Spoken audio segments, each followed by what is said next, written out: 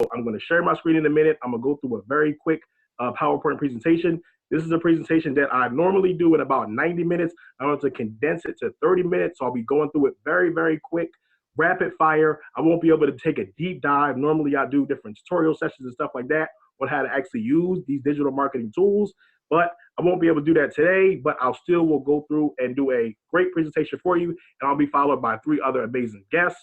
We also have Rena Wolf that will be presenting. We have Linda Murray Bullard, and then we have Deanna Grant, who will be teaching on tax strategies. So you guys are definitely in for a treat today. Totally free workshop. So I hope y'all are locked in. Please close any other tabs.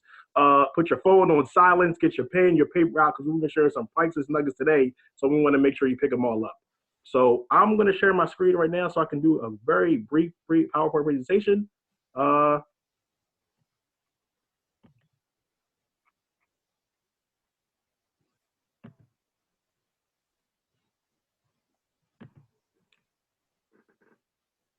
Okay, so now I'll be talking about how to launch a digital marketing campaign to keep your business running, keep money flowing through this coronavirus fear. Because as you can see, the people who were, I call us internet marketers, we were kind of ahead of our time because as you can see, for us, people that normally work at home, that normally are leveraging these online platforms, it's not really affecting us too much when it comes to generating revenue. So if you haven't been actually on this wave to actually launch a digital marketing campaign or, leverage Facebook ads, Instagram ads, sales funnels, all that type of stuff, I would say this is definitely the time to get on board. So, have you ever wondered, what would it be like if leads and sales for my business keep happening on autopilot? I want you to take a minute and think about that. Let me know, what would that be like if that was possible?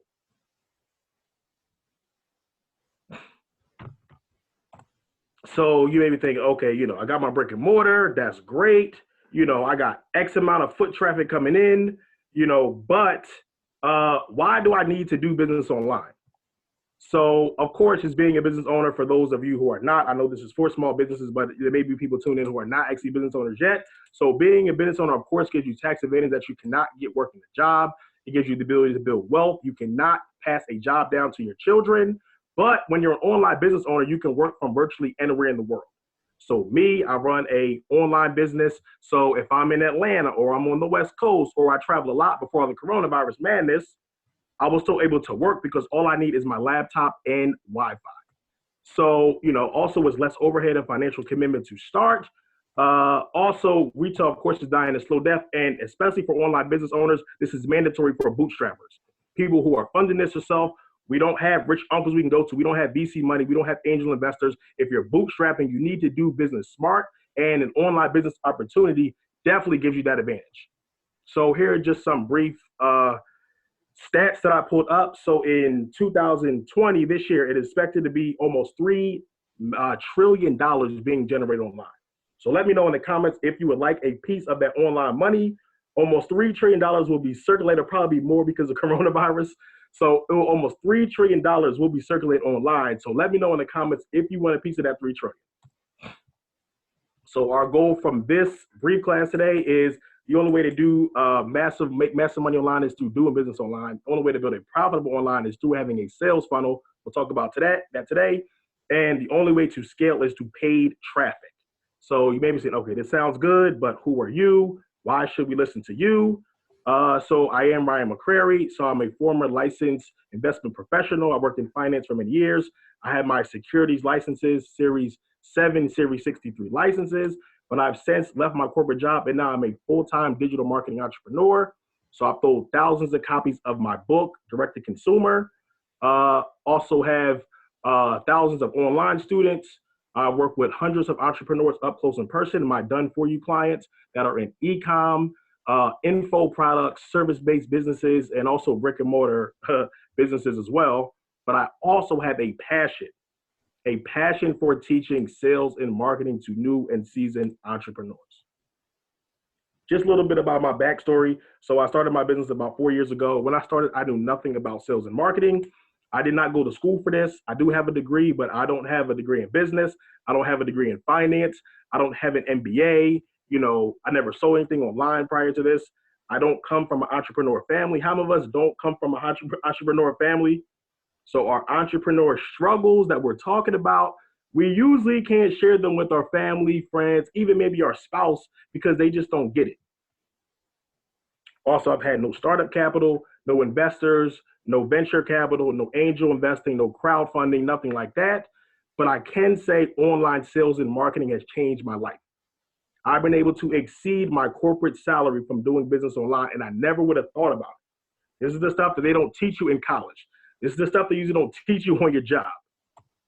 So why now? Why are we doing this now? Because it is a crucial time with coronavirus, COVID-19 stuff. Businesses shutting down. The world is on shutdown. So it is crucial. It is crucial for you to learn this information. So we'll be busting the myths. Here are some myths about digital marketing strategies: that you need a huge budget to do paid advertising, which is not always the case. You need prior tech experience. You have to spend thousands and thousands of dollars on a website. So how many of us have spent thousands and thousands of dollars on a website that really didn't bring us an ROI? Yeah, it looks good. It's like a great brochure, but it actually didn't generate any revenue. So also another myth is that you need to be some online guru, some big influencer. That person that you see with the million followers may not even have a customer list, may not even have an email list. Yeah, they got followers, but followers do not pay your bills. You can't go to the bank and say, okay, I got 1 million followers. I want to deposit that into my account. They're going to laugh at you and tell you to go home. Also, people think I got to wait to get started. I need this, I need that. No, you need to get started right now. So here's the 3 secrets I'll be going through. So why this online business tech is the only way to make money online, how anyone can do business online, even if you have no experience or you're not a tech person, and how to get traffic to your website all day, every day, even when you are sleeping. So who, let me know in the comments, wants to make money while they are sleeping? Let me know. Make sure we are in the right virtual room today. So secret number 1, why this online business tech is the only way to make money online and scale profitably. So we'll be talking about sales funnels. So who in here knows what a sales funnel is? Please let me know if you know what it is. Me, okay. Amber, how you doing? Also, please, y'all share this out. If you haven't already, please share. Put the comments in, some likes, some hearts. Really, we got to boost the algorithm so we can show this to more people. So if you have not already, please share on your personal page, your business page, your fan page, your Facebook group, all this stuff. We need you to share this out. So we got somebody knows what sales funnel is. That's great. So I'll be going through it briefly. So with sales funnels, basically a step-by-step process that allows you to take your potential customer one step closer to your offer and a buying decision through a series of marketing actions like automated emails, videos, articles, landing pages that basically do the selling for you. So there are several steps to a sales funnel. You could be top of the funnel, middle, bottom. We won't go through the nuances today, but it's basically, like I said, just a step-by-step process for you to sell your products and services. So let me know, all the people that know what it is, do you have a sales funnel in your business? If you do, is it working? What is your funnel? There are so many different funnels. Like I said, I wish we had the time today for me to do a deep dive on like different types of funnels and all that stuff. But please, if you know what it is, make sure you're implementing it. Make sure you have a strategic sales funnel in your business. So here's an example of a sales funnel I've used. This is a 2-step tripwire funnel. Don't be confused by the name. It's kind of like just having a low-priced product to get people in the door. And then we want to make multiple different offers to them before they can check out. So this is one that I have for my book funnel that I ran a couple years ago that did well for me. So on the first page, I had a book free plus shipping. So it's free. You just cover the shipping, $7.95. And then before you can check out, I offered multiple different things as upsells. I had an order bump. I had an upsell. I had a downsell. So before they could check out, so it's not just about coming and get the free book. I want to offer you more products and services to take you up the rest of my funnel. And also I made sure all those other products and bonuses were digital products. So they were basically no overhead to fulfill them. So all the additional revenue could be just profit. So as a result of that sales funnel, 20% of people who purchased my book took at least one of my upsells. So I sold over 3,000 books in a year, direct to consumer, no radio promotion, no mainstream media, over 6,000 leads collected, and get paid to acquire customers because it was costing me about, I think, 12 to 15 bucks to get someone to purchase the book. But then on the, what I was making on the back end was about, I think, 25 or 30, something like that. So that could be a $15 profit margin. Then I can introduce people to the rest of the products and services that I sell. So you maybe said, okay, but I don't sell books. I'm not an author. You know, I don't want to write a book. I'll be honest with you, writing a book is a very stringent process. I'm in the process of writing my second book right now, and it is not easy. So you maybe not want to go through that turmoil, but that is okay because this doesn't just work for books. It works for e-com, physical products, service-based businesses, coaching programs, consultant services, other service-based companies, lawyers, doctors, dentists, accountants, t-shirt, e-com, other e-com businesses, beauty brands, local brick and mortar businesses. Every single business needs a sales funnel. Here are some other examples of sales funnel. So in the comments, if you didn't put that you already know what a sales funnel is, you actually know what it is, but you just don't know it in context. So how many of us have ever went to buy an airline ticket, and before you can check out, they're offering you multiple different things. Do you want business class? Do you want trip insurance? Do you want a rental car? Do you want a hotel? All that type of stuff. So everyone's been through a sales funnel, but you just probably didn't have it in context.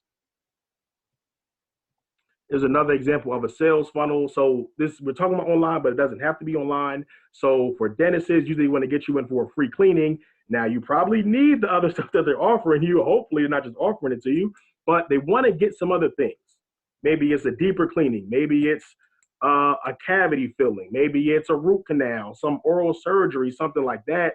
But they want to get you in the door with a free cleaning, and then they want to offer you other stuff on the back end. Here's another example. I'm going to go through these quick. How many of y'all ever went to GoDaddy and they say, get your domain for 99 cents? And you know it's a beast trying to check out of GoDaddy without getting something else. They say, do you want it for 5 years? They automatically put you to 5 years. You got .com. Do you want .org? Do you want .co? Do you want .net? You want private registration for your domain? They're not going to get rich off 99-cent domains. Here's the last one in this example of Vistaprint. I buy a lot of business cards from Vistaprint, and you know Vistaprint also is a beast when it comes to getting you in the funnel and trying to offer you a lot of things before you can actually check out, put more things in your shopping cart, additional revenue for your business. So here's one of my previous client testimonials. Shout out to my man Gerald from House Flipping Guide and House Flipping Family Facebook group. So I helped him build a funnel, and he said my sales funnel was magnetic. It instantly started attracting sales. Instantly. All he did, we made a slight little shift. He was selling something low on the front end. We put a couple upsells, couple order bumps in there, and then like instantly was magnetic and started attracting more sales. So secret number 2, how anyone can do business online, even if you have no experience or not a tech person. So this is my professional career before I became an entrepreneur. So I have a degree from Temple University in sociology. Sociology, not business, not, I don't have an MBA, you know, not management or online sales and marketing, entrepreneurship, nothing like that. After Temple, I worked at a company called Prudential. I worked with annuities, not marketing, not sales. And then I worked at a company called Vanguard, where I worked with stocks, bonds, mutual funds, all that type of stuff. But it was not in online sales and marketing. So if I can learn how to do business online, how to build sales funnels, you can do that as well. So here are some tools to build your sales funnel. ClickFunnels, which I highly recommend. Shopify for my e-commerce folks. Lead Pages. Infusionsoft to go by Keep Now. Zipify Pages. Entreport, Thrive Leads. There are so many other tools that I could name on here. But the one that I do really like and recommend is ClickFunnels, but you don't have to use that. But these are just some tools you can use to actually build your online sales funnel. So now, usually I will go through a brief tutorial on how to actually build it in one of the softwares, but we don't have time for that today. So here are just some things. Landing page versus a funnel. A lot of people think a landing page is a sales funnel, but there is a slight difference. So landing page is only basically a one-page website, but a funnel has multiple steps, multiple different pages that you take people through as soon as they come in. So a funnel allows you to create upsells, downsells, cross sells, but you definitely need a sales funnel to scale and be profitable. You also want to build your email list, which is crucial. And then you want to have follow-up funnels or email or some type of text automation going out after someone comes into your world. You definitely want to have automation, or you could call them follow-up funnels. So again, I want to harp this point. A funnel is not about the software you use. Yeah, I've listed some softwares you can use, but a lot of people come to me and they say, I need a funnel. I need a ClickFunnels. I need a funnel and a sales funnel on ClickFunnels. Yeah, you can use that, but you really want to think about like, what is the actual sales process? Think about that before you even think about what software to use, from ClickFunnels to Teachable to Thinkific, whatever. Don't even think about that. Think about what is the process you want to take someone through for your business. So it's the journey of your customer. You also, of course, want to know your average order value, customer lifetime value. And ultimately, the sales funnel allows you to make more money. A lot of us were offering great things on the front end, but we didn't think about upsells or other things we can offer them in the funnel. So we left some money on the table. So secret number 3, how to get traffic to your website all day, every day, even when you are sleeping. So online traffic is basically 3 ways. You can build it, you can borrow it, or you can buy it. Building it is your organically, which is okay, good to do. But how many of us know we have a fan page or a business page? We got 5,000, 10,000 people on whatever, and we make a post, the reach is like 200 people. Organic reach is dead. So you still want to do it. You want to do your Facebook lives, your IG lives, and YouTube, whatever the case may be. But it really definitely limits you. So you could also borrow it. So that could be leveraging a relationship with an influencer on their social media page. If you know someone who has a huge list with your ideal customer on it, you could build out some relationship. They could promote you. You could offer something that's a supplement to their product or service. That could be another way. Or you could ultimately buy it, which you could, run Facebook, Instagram ads, which we'll talk about a little bit today. But that is a way to just get people and get your products and services in front of people and sell more products and services in front of people a lot quicker.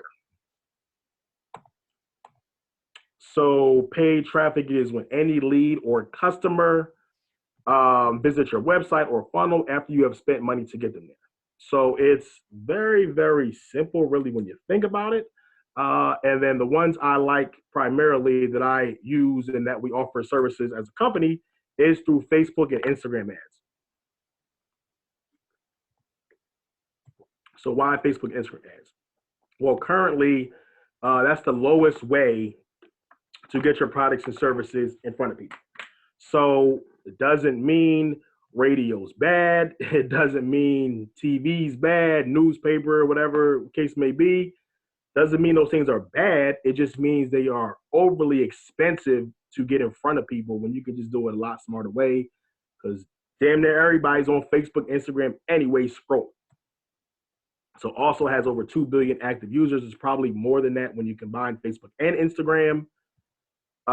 And then you can target, that's the beautiful thing about Facebook, is you can target demographically, geographically, psychographically, behaviorally. I wish normally in my free trainings, online trainings, I actually show on the back end all the stuff you can target and audience insights and stuff within Facebook Business Manager. But unfortunately, you won't be able to get that today. But that's just something that, Facebook allows you just to target so many different things. People who watch your video, that engage with you, that like the post, people that are on your email list, you can upload, all that type of stuff. Okay, so like I said, normally I will go through an actual brief tutorial on the back end of how Business Manager actually works, but we don't have time for that today. So here's just the Facebook advertising overview. So pixels, custom audiences, lookalikes, insights, campaign objective, and targeting, and then ad creatives. So I'll go through these briefly. So a pixel is basically, let me put it like this. How many of you, let me know in the comments, how many of you have ever been on a website or about to buy something, a pair of shoes or something like that? You might not have bought it, you might have bought it, you might not have bought it, whatever. But then when you go on Facebook, you scroll and then you see that in your feed. How many of you have ever done that? I know we're on Zoom, so it's a little delay. So I know probably mostly everybody has done it. So that's because they got the pixel on you. So a pixel is basically just a piece of HTML code that you can put on your website. So you can track visitors, purchases, someone who viewed content, someone that are definitely event types, and I won't go deep on it today, of things like if they computer registration, if they purchased something, if they became a lead, all that type of stuff. That is what you want to put on your website. So you're running your ads, and Facebook can really track people who visited and purchased and opted in, all that type of stuff. You can also build custom audiences, whereas though you can upload your customer list or your email list to Facebook, and then you can actually market and advertise to those people. You can create lookalikes. So if you create a custom audience based on your email list, you can create a lookalike. Well, Facebook will bring you back an audience of like 2 million people that look just like the people that you've uploaded. They'll take all the data points and stuff like that, and they'll create what they call a lookalike audience. You can also look at audience insights, also campaign objective, targeting, ad creative. This is basically with any Facebook campaign. And when I say Facebook, I'm saying Facebook and Instagram, because you run all Instagram ads through the business manager as well. There are 3 main parts. The first part is, what is your campaign objective? Is it to get purchases? Is it to get leads? Is it to get traffic? Is it for video views? Then the second part is like, okay, who are you actually targeting? Who are you actually targeting? Is it a custom audience? Is it a lookalike audience? Is it people who, liked another person's page? We talked a few minutes ago about leveraging relationships with influencers or someone who has a big list or a big following. But let's say you can't get access to that person, or it's too hard to try to go through so many people. You got to try to go through the gatekeepers. Well, you could actually target, if they have a huge brand, you could actually target their audience also on Facebook as well. So you may not have a relationship with someone like let's say Gary Vee or someone like that has my target customer. Well, it's going to be pretty hard to get to someone like Gary Vee, but I could actually market or advertise to people who actually like and follow it, if that makes sense. So, and then the third part of the campaign is your actual ad creative. So that is just like if you're running an image, a video, a carousel, all that type of stuff. So how many of y'all feel like this was a lot of information we covered in a very, very short amount of time? So some of you are probably like, yo, he's talking real fast. He's talking about all this digital stuff. I have no idea what he's talking about. Some of y'all probably feel like this. Or you may feel like this, hey, well, this is not necessarily overwhelming, but it's intriguing. I want to know more.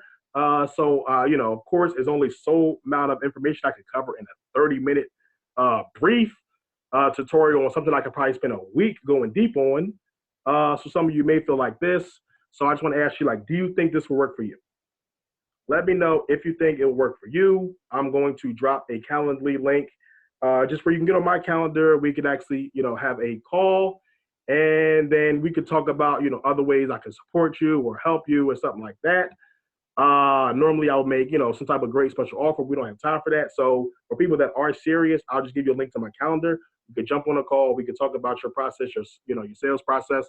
If you need just help, done with you support doing it. If you want, me to go in and just build something out for you, we can discuss that. But I will drop a link down there, and then you guys can get access to that.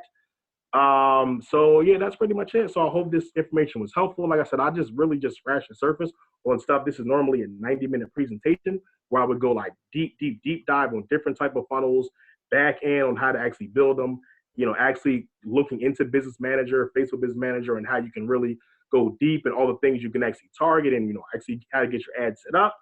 But for right now, this is what I was able to put together. So I'll drop the calendar link in a moment, and then, we'll go on to the next speaker.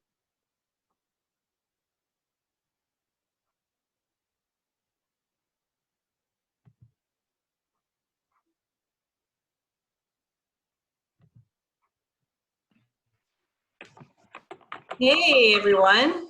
My name is Rena Wolf, and I am the founder and CEO of 11th Social. Thank you so much, Ryan. That was an amazing presentation. I love everything you said about the funnels and how we can target people on Facebook ads. And it's just so potent. Ryan and I are both agency owners, and we focus on marketing together. And we're actually coming out with something, a webinar coming up, but he's definitely the real deal in terms of getting traffic and building profit through your business. So thank you so much. So let's move on to talk about branding. What I'm going to do is I'm going to share my screen, and I'm going to share with you a quick presentation. I don't have as many slides as Ryan, but I like to talk without slides. I like to keep it focused on the content. So let me share my screen real quick. Give me a second. Okay, so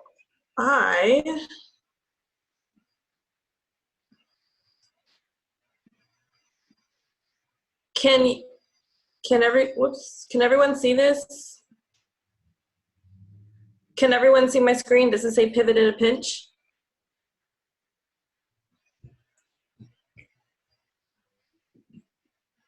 Okay. All right. So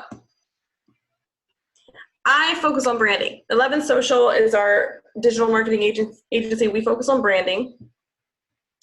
And what we do is we teach brands, and we actually do this work for brands, how to build that secret sauce into their brand so that you are able to attract all of the opportunities that you need toward you. And the most important thing that branding gives you, that a lot of people gloss over and don't realize, is that branding gives you that initial core and that heart that allows you to pivot in a pinch. So whenever the market changes, you already know who you are, and you already have ideas on what you can do right now to make money. So, sorry about that. So let's jump right into it. So at 11 Social, we have helped many businesses actually, build their branding from start to finish. One of our best clients, Bamboo, we were able to rebrand them, and through branding alone, they attracted incredible opportunities. They attracted $2.5 million in partnership offers. They attracted opportunities to be featured at Macy's, which, Macy's even said your branding's amazing, and they were approached by Ritz-Carlton. And all this stuff happened through the brand, and what we were able to do is we were able to facilitate a feeling to those who are encountering the brand. And so that was very powerful, because it allows you to not have to spin your wheels so much and actually sit back and start receiving and start attracting. A lot of this comes with mindset adjustments, but also it's really, and I'm going to dig a little into this, of the secret sauce of like who you are and the core. So number one thing, know what branding is. What is branding? What branding is, what it isn't. A lot of people feel like branding is logo and colors. I'm here to tell you that that's not true. It's way more than logo and colors. In fact, when you're looking around for someone to show you, what they offer, if you're looking for a branding agency or a designer, a digital marketer, if you're looking, you will see that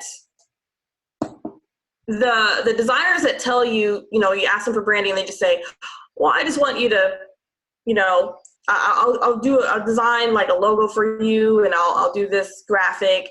You notice that they are not actually giving you a real brand. What we do, on the other hand, is we actually go deep into the core of who you are. We dig deep. We do not spare you anything. We shine light on every corner, every dark corner in your business. We need to know everything, and then we dissect it. We look at the big picture of how your business is actually functioning, what your sweet spot really is. It may not be what you think it is, and we map all of that out, and we tie all that together to identify a core feeling and a core belief that is at the very center of your brand. And if we can capture that and send that message through your logo, your colors, your pictures, and everything, then we are building a sustainable brand, a brand that can attract those incredible opportunities like we did with one of our clients, Bamboo. So that's what branding really is. So if you're looking for someone to do your branding, you want to look for someone who's thinking on that level, not just, oh, I'm going to design a quick logo for you, or I'm just going to go on Fiverr and I'm going to, purchase a logo. So that's what branding is, and that's what branding isn't. Now, I want to mention this because right now we're going through a pandemic, and it's a very scary time, but it's also an incredible time for opportunity. There's so much that is happening right now. History is being made. The world is never going to be the same. Now, during this crisis, right, it's easy to fall into this pit of, oh my gosh, what do I do? People are losing their jobs. I don't know if I can continue doing business. I have a brick and mortar business. People, I'm not able to open my doors because of social distancing and shelter in place and things like that. So this is clearly a crisis. Now, if you, are at the same time having an identity crisis, you're in trouble, right? Because there's a crisis going on externally, and then if there's a crisis going on internally, what do, right? You're going to be spinning around in circles. You're not going to, you're going to fail. A lot of businesses are going to fail. A lot of businesses are going to close their doors right now. So what branding allows you to do is it allows you to circumvent that so that you are able to not have an identity crisis at the same time that a crisis is going on. Now, the root cause of the whole identity crisis situation is that people mistakenly identify their product as their brand. Okay? I'm going to say that again because this is a nugget that I'm dropping right now. When you mistakenly identify your brand with your product, you are setting yourself up for an identity crisis. Why? Because when something happens where you're no longer able to offer that product, then you become lost. It's like someone ripping the rug from underneath your feet. And that is something that is completely avoidable if you have a strong brand.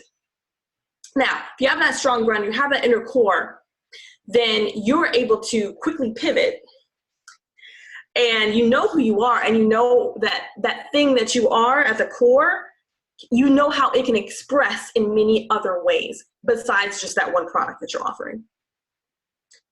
So that's a very crucial thing to understand about branding and how it can serve you and how it can protect you in times like this. So an example of how that works is that, for example, let's say that you are a fitness instructor, you provide some type of physical service, a yoga teacher or something like that. Well, during times like this, you can't necessarily offer that in-person service. You can't necessarily offer that product. But if you have identified your entire brand based on the ability to, meet people in person and actually put your hands on them and be too close to them for social distancing, then if you can't do that, you're going to be lost. If, on the other hand, you don't identify as a personal trainer that has to train people in person, if you identify as a fitness inspiration guru or a fitness expert, right? You can show people how to be fit anywhere, in any way. You can show people how to be fit via live video. You can show people how to be fit via some type of online course. You can offer challenges, even, dance challenges, all type of things. And you can quickly have something ready to generate that profit for you, even if you have to close your doors temporarily during times like this.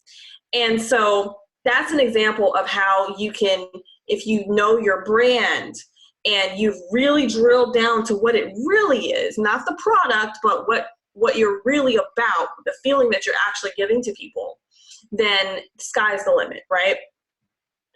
You're just basically unflappable. So that's where we want to get you. The other thing we want to talk about is mindset. And one of the things that is the first step that I tell people right now is that business is your responsibility. Right now in this economy, we are on the verge of going into a recession and possibly a depression. And it is critical now more than ever. We hear this being said by many experts everywhere. Keep business going. Do not stop doing business. Do not cower and hide. Instead of closing your doors, if you get laid off, do something, because we've got to keep that dollar circulating right now more than ever. And so that way you can know that, you've got that responsibility as you're moving forward in your business. And knowing yourself, knowing your core of who you are as a brand is so important. You are actually providing something that everybody in this country needs right now. And that is the ability to connect with another person and provide the exchange to keep money moving. Okay? So the more money you can generate, the more people that are spending with you, the more money that you get to have that you can go ahead and recirculate and spend on other products and services right now. So this is crucial. So get that out of your mind that, oh my gosh, we're going to fail. We don't know what's going on. Everything's going to stop. No one's going to pay rent. Nobody's going to eat at restaurants. Like, just put that stuff aside and focus on what your responsibility is right now. Get in the trenches and do your work. Okay. And then I want to talk about, I'm sorry, I'm getting some noises on my computer. Can you guys still hear me? I just want to check because I didn't see any responses. Yes. Okay, great. Everybody can hear me. Awesome. So what was I saying? Okay, so the next step of the mindset process, once you got it into your mind that you have to do business, there's no option right now. Like, this is like the economy is depending on you and your commerce to do this work. It's time for the 5-step mindset process. Now, I'm going to offer you a link. I'm going to drop this link. Now, this link is for women business owners.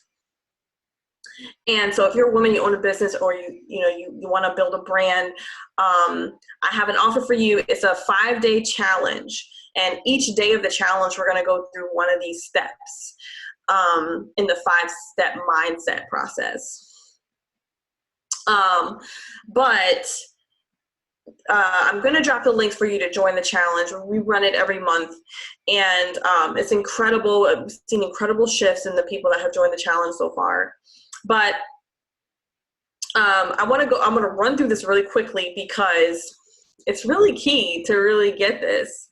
So the 5-step mindset fix is to focus on your clarity. And your clarity is what you're going to use to draw into the very center of your brand, like who you are in the very core, that gooey, soft core of who you are as a brand, as a company. And you access that clarity through your desire. What is it that is the innate desire that you have? And no matter what, this always shows through, right?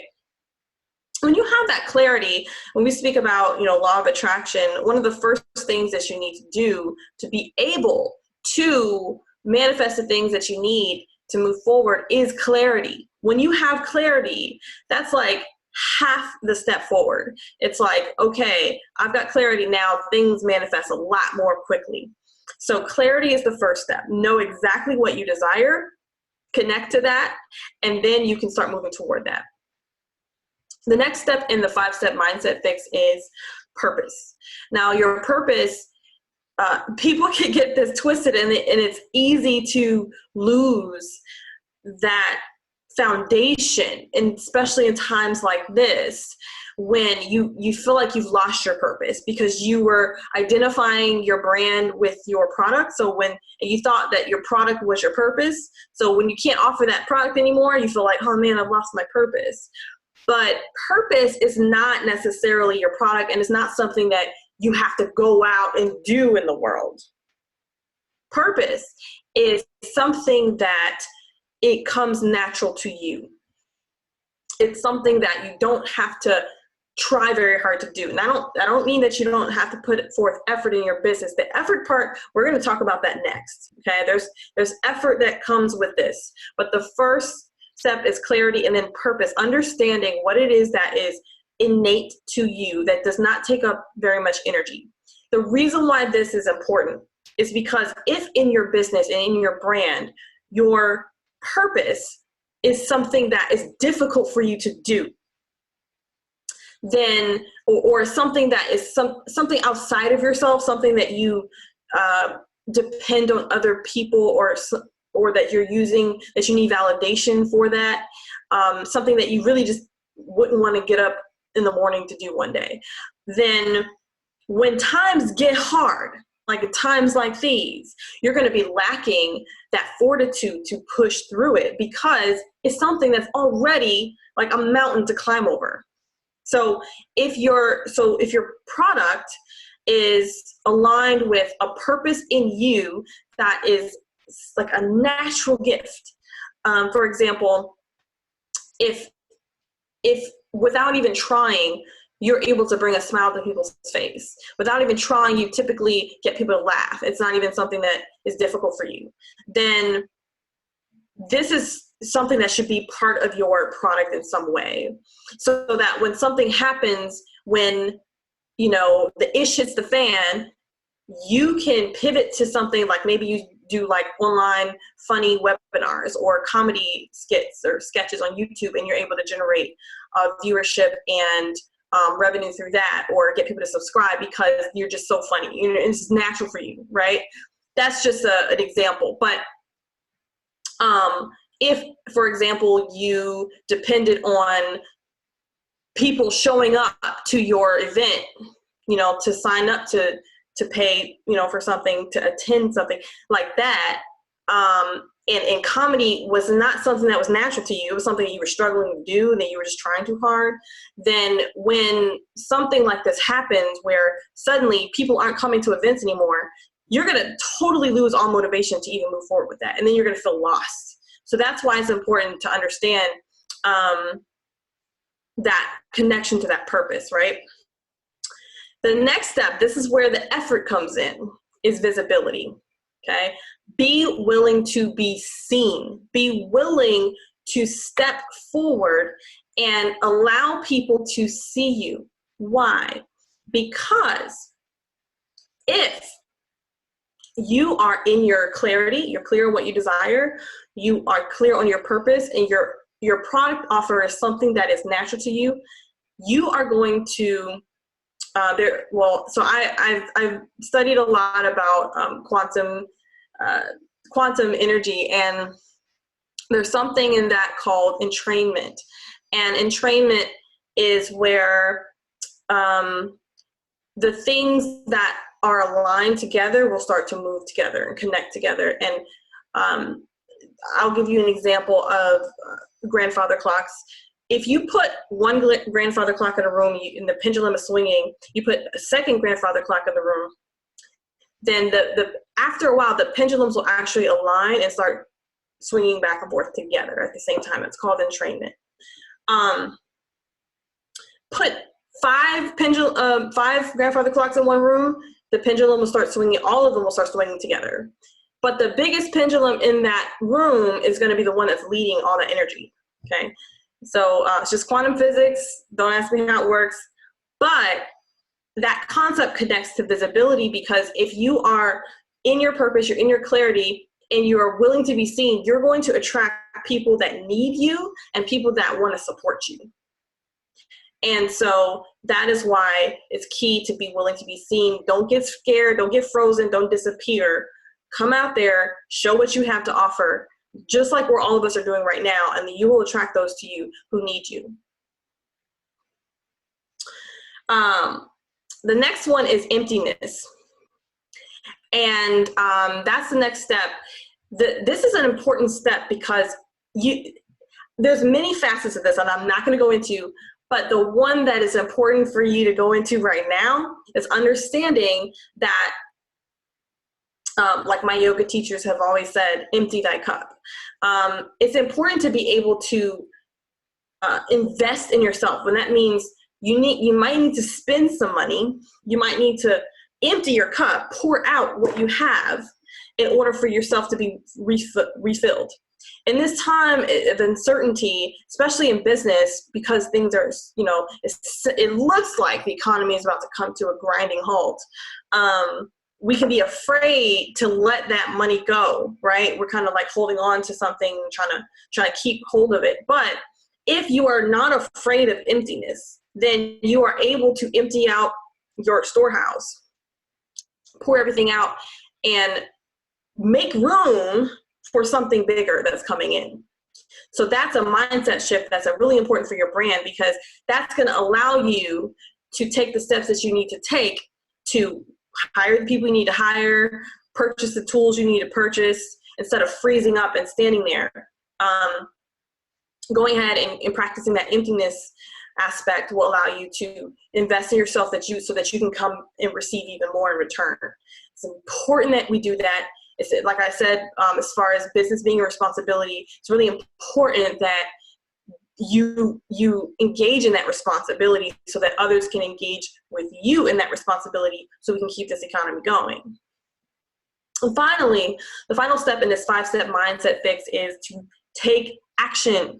Take action. Do not sit here and wallow in fear and be stuck in this neutral mode because you don't know what you're doing with your brand. You don't know who you are. You don't know what your product is. Get started. Start now. Do something to make this shift so that you can start building your brand and start making some money. Now, there have been lots of success stories that came out of the last recession. Airbnb got started during 2008, 2009. Venmo, I think Cash App, so several different companies, WhatsApp, really start to build these incredible brands that are iconic today during this economic downturn of last decade. So this isn't going to be any different. If you want to be one of those people that are going to build one of these iconic brands, do the work. Get started, take action right now. And finally, I want to talk to you about the Heart Map. The Heart Map is a proprietary technique that we use inside of our brand and our agency to help business owners, and we build a brand for them. So remember when I told you that example of one of our best clients, Bamboo, who was able to attract those millions of dollars in partnership offers and able to attract the features in Macy's through their branding. It all started with the Heart Map. That was the very first thing that we did. So I'm just letting you know it's potent. The Heart Map follows the 5-step mindset fix. So I'm just letting you know the Heart Map is an internal job. That's the first step. That's why I said real branding is not just about logo and colors, but your logo, your colors, your fonts are used in service to your real brand, which is expressed through your Heart Map. So I have a couple things for you today. The first thing I want you to do, if you're a woman-owned business, go ahead and join our all branding, no hustle challenge. It's a 5-day challenge that takes you step by step, day by day through the 5-step mindset fix. And we do talk about the Heart Map there. The second thing I want you to do is, if you really want to start using the Heart Map in your business, I want to offer you the ability to join my Ask Anything workshop, the Ask Anything branding workshop. And that is where you're going to get a blueprint of how to build the Heart Map. And then you get a chance to talk directly with me. It's in a group session to bring all the things that you have going on in your business and I'll answer your stuff real time. I'll talk to you, I'll walk you through it, share screens, and we'll actually dive into this stuff. Learn how to use the heart map, learn how to start making money right now, learn how to pivot, whatever is going on. If you have any identity crisis, talk to me, I'll walk you through it, I'll talk you through it, and we'll get through this thing. So that's what it comes with. And you get that session. We'll go as long as we need to. We'll go as deep as we need to into this process, and then we'll also give you some templates and things that you can actually put to use right now in your business. So that's the second offer I have for you. Here it is. So take action, right? It's step 5.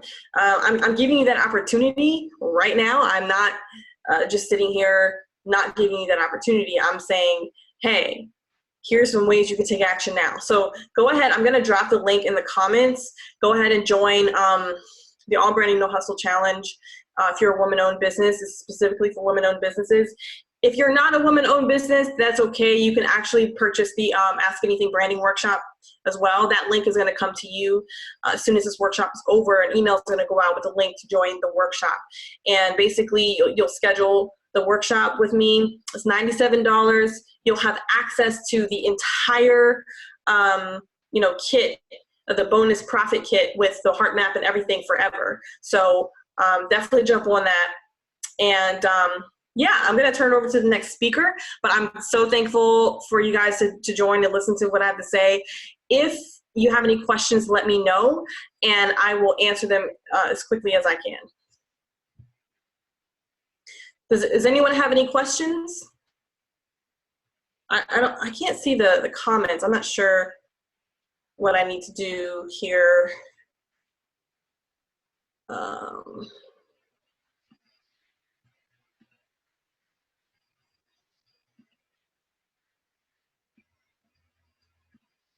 Is there any comments or questions? There is one question of what do they need to do with a church brand?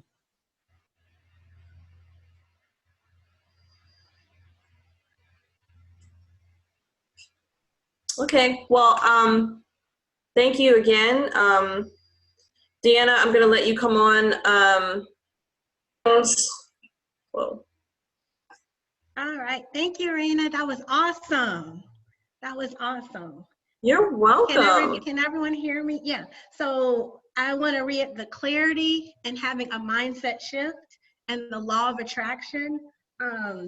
But get ready and stay ready. So those are some of the nuggets I learned from Rena, and that was awesome. Now, I hope everyone can hear me because I'm somewhat new to this technology. I have a brick and mortar business, and that is where I am currently. I'm in my brick and mortar business, and I'm transitioning to a virtual firm right as we speak. I had to pivot, and I'm just learning and understanding the technology to pivot. So I'm so excited to be part of this business stimulus for today. Okay, so today we're going to talk about how to be a financially savvy business owner. Now, it's very important because we're all in business to make money. We're in business to make money, but you want to be financially savvy with everything you do in your business because we're in business to make money. So the money is a very integral and important part of why we're even in business. But of course, we have some intangible purposes and we have missions. We have a mission, life mission, but mainly to make money, even if that's to just employ people, to give away your money to charity. But I want to get into my slide deck. So I'm going to start that. Yeah. Okay, now, where's the chat? Can you guys see my slides? No questions, where's chat? I hope everyone can see my slides. Okay.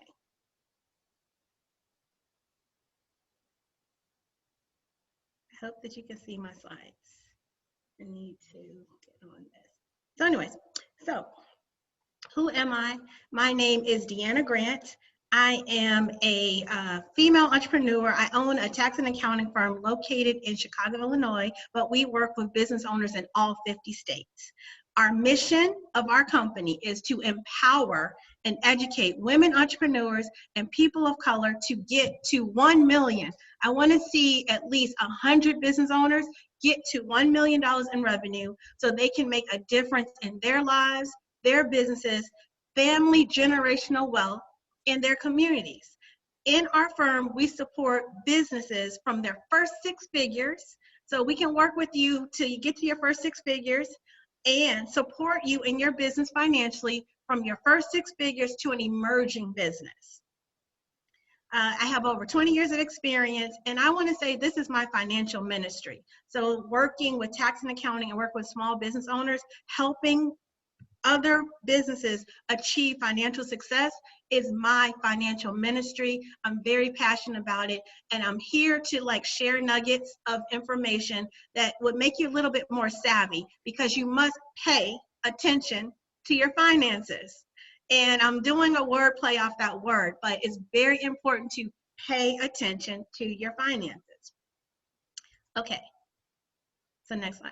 So I'm kind of scaling it back to kind of the beginning. So if you didn't know anything about business, we're going to go through the business basics. So what is a business entity, right? Because your business entity, actually your choice of entity, it's very important to make the proper choice in entity, and you have to understand what your different choices are. A lot of business owners do not understand the differences, and each level of business, you should make a different choice.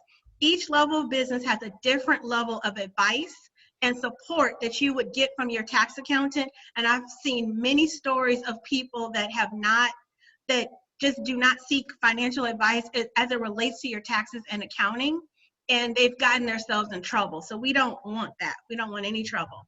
But some of the choices are sole proprietor. There is a single member LLC. There's S corps, partnerships, which usually are businesses with 2 or more, and corporate, like LLC businesses with 2 or more members, and there's the C corp. Now, there are levels to this in your tax strategy and just in your business.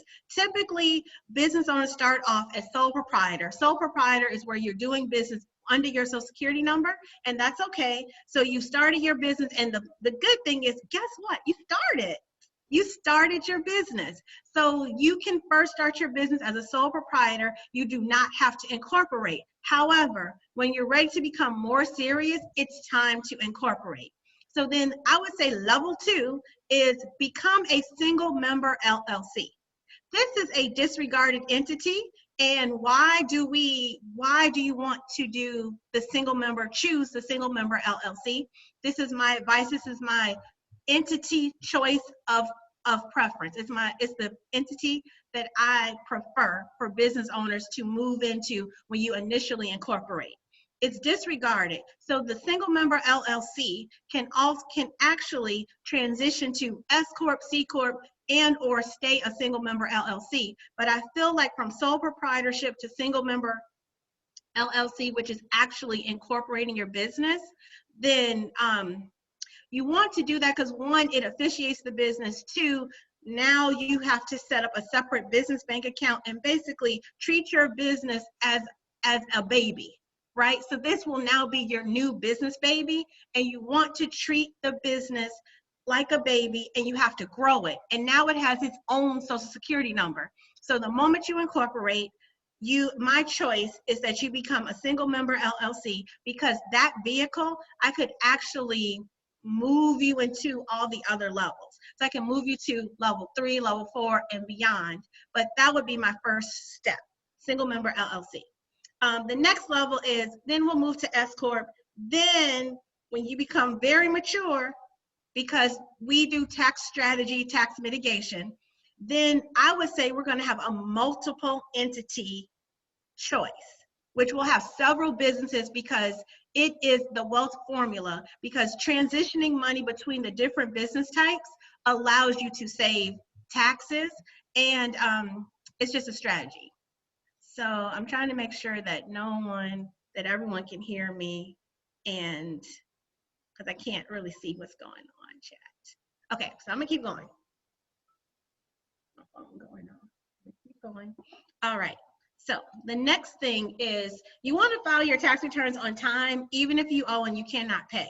Now, I know that we are in a COVID crisis, but I just want to update you on the due dates of the returns. The IRS has now extended tax returns. They're now due July 15th. So this is huge. So your tax return is not due to July 15th. However, if you have a refund, I want to encourage you today to file your taxes. There's some stimulus checks coming, and if you have a refund, you want to get that money coming into your house right now. So if you have a refund, I encourage you to file your taxes today. If you owe money, because usually if you're making money in your business, you're going to owe some money. The good thing is the money's not due till July 15th. You have a little bit more time. So that is awesome. But sole proprietors, your return is due July 15th. Single member LLC, your returns due July 15th. S Corps, those returns were due March 15th. So I hope that you filed an extension.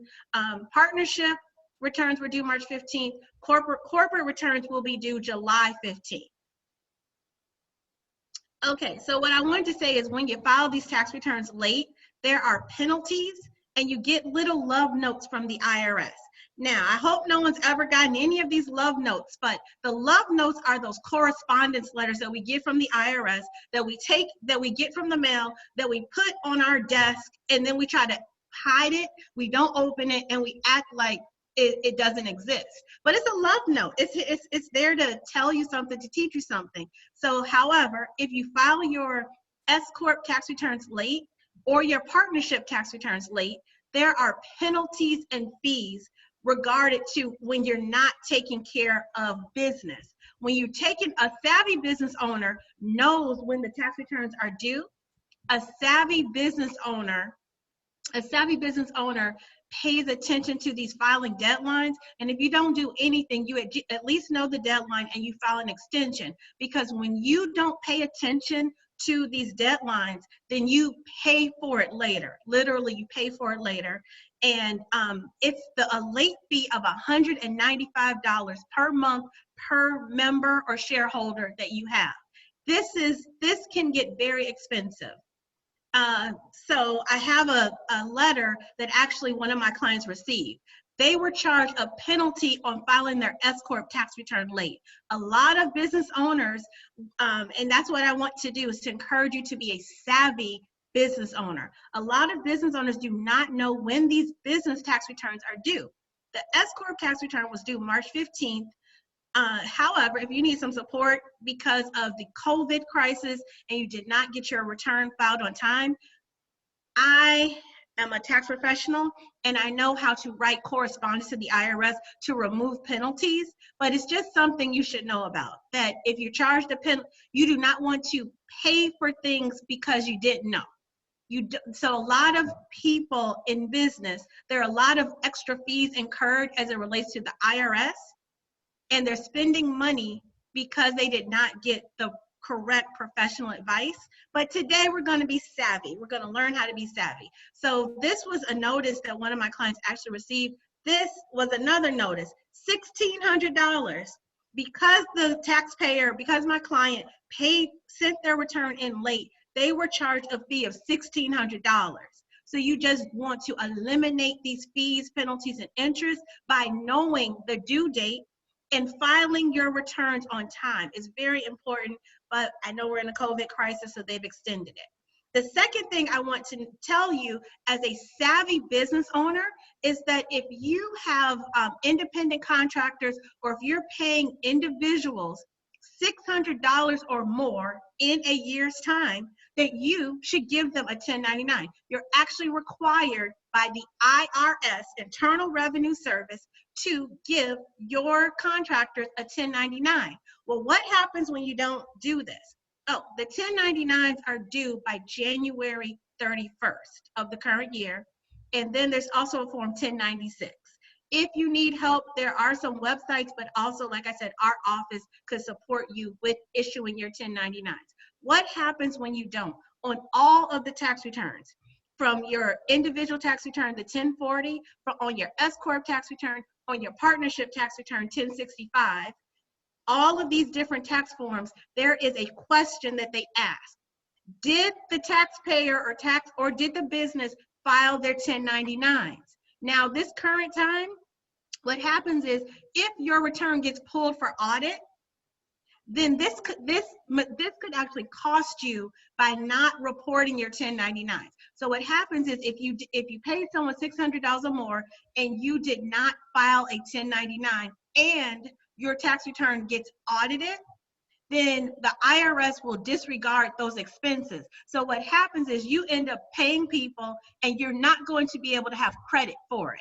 And you're going to end up owing the IRS by not simply following the rules. Savvy business owners follow the compliance rules. The rule is if you pay an individual $600 or more in a calendar year from January to December, you are required to issue them a form 1099. That's the rule. Now you're savvy. So you know the rule. We're going to do better. And I'm so excited to share this information with you. This is a second nugget of information I want to share. Now, most of you collect money from PayPal. I don't want to say Zelle, but PayPal, American Express, Visa, MasterCard. There's some other merchant service accounts. And what happens is typically a lot of business owners have started their business as a sole proprietorship. So when they set up their merchant account with Visa, MasterCard, PayPal, Square, when they set up their whole merchant service account, they started it with their social security number. Because remember, we started our business. We began the business and we just got started. And we started as a sole proprietor, which means our business activity was reported under our social security number because we had not incorporated at the time. Well, let's shift past, a month or so or a year or so, and now you've incorporated. So now you're an official LLC, official S Corp, official partnership, and now your business has an EIN. Well, you did not call Square, you did not call PayPal, you did not call, I don't know if Shopify gives you a merchant service account, but you did not call those third-party network transaction merchant service accounts and change your information. So now what happens is you have this income reported on your 1040 and not in your business. So now you're filing your business return and your personal return, and on the personal return, you didn't include the business activity because it's now on your business return. Well, the IRS gets confused, and this also could get you one of those little love notes. So this love note is called CP2000. I know it sounds like a computer, like CP2000, but this notice is like a CP2000. And what happens is the IRS, they basically self-audit with everything is electronic and computer generated. So then they self-audit your that merchant service money. So what happens is all of your business income that you collected from merchant service, Visa, MasterCard, Square, PayPal, then what happens is now, because you never changed that information with Square, it's still reported under your social security number. So the IRS sends you this little love note saying you owe a lot of money because you didn't report it on your taxes. Well, you're like, well, I did it on my business. So this is something that I see happens to business owners, especially I want to say more new business owners that have transitioned from sole proprietorship to incorporated, and they just didn't go back and change their information with Square, PayPal, Shopify, all of these merchant service accounts. So it's very important because you do not want any of these love notes. However, I do know the love notes. I know how to correspond with the IRS. I know how to handle this like a boss. You need support, you can let me know. So now we get to the good part. Show me the money. Woo! I always do my little money fan. Woo! Show me the money. Okay. Savvy business owners make money. Savvy business owners have profit, right? They have profit and they make money. So now part of this is this is kind of what I see, and if you look at this picture, this is not savvy. This picture is not a savvy business owner. with this bucket of receipts of, it's a bucket of clutter, a bucket of what's going on, a bucket of, I don't understand what's going on in my business. I have no financial order. So this is not good. So I want to recommend what you should do. This is in my office. This happened. My clients did not keep good financial order. They had no financial accounting system set up. And when it's tax time, this is what was brought to my office. And one of my clients, like, he is, I don't want to say he has OCD, but long story short, he at least organized his stuff. So this is, so the left side is financial order, the right side is clutter and chaos. Clutter and chaos is not savvy. Clutter and chaos with your financial records, it means you do not understand what's going on. You don't understand what's going on. You don't know your numbers. You don't know how much money you made. You don't know how much money you spent. And that's just not savvy, because how can you grow something that you don't know? How can you, if you don't know your numbers, if you're not in tune, that's what Rena was saying, if you're not like in alignment with your numbers and understanding and being very clear on your business financial goals, if you have no clarity, because this clutter is not clear. It's not clear. There's no clarity with this clutter. Then we have to do something about it. So I want to tell you, savvy business owners, what are some important numbers to track, measure, decide, control?